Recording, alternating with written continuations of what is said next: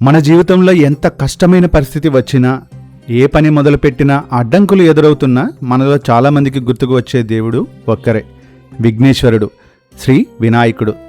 అలాంటి విఘ్నాలను తొలగించే వినాయకుడిని నిండు మనసుతో పూజించే పవిత్రమైన రోజే సంకటహర చతుర్థి లేదా సంకష్ట చతుర్థి.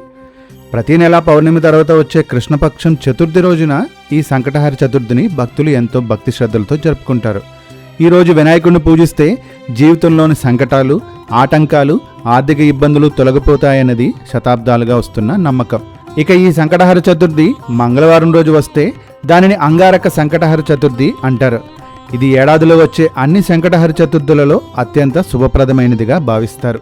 2026 కొత్త ఏడాదిలో జనవరి 6వ తేదీన మంగళవారం రోజు అంగారక సంకటహర చతుర్థి రావడం చాలా అరుదైన పవిత్రమైన విషయం. మంగళవారానికి అధిపతి అయిన సుబ్రహ్మణ్య స్వామి శక్తి, అలాగే ఈరోజు వినాయకుడికి సంబంధించిన అంగారక సంకటహర చతుర్థి శక్తి ఒకచోట కలుస్తాయి.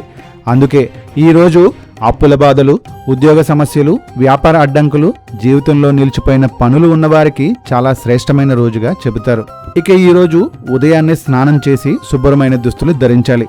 వక్రతుండ మహాకాయ మంత్రాన్ని పఠిస్తూ సూర్యుడికి గంగాజలంతో ఆర్ఘ్యం ఇవ్వాలి. తర్వాత సమీపంలోని వినాయకుడు ఆలయానికి వెళ్ళి గణపతి విగ్రహానికి పూజలు చేయాలి.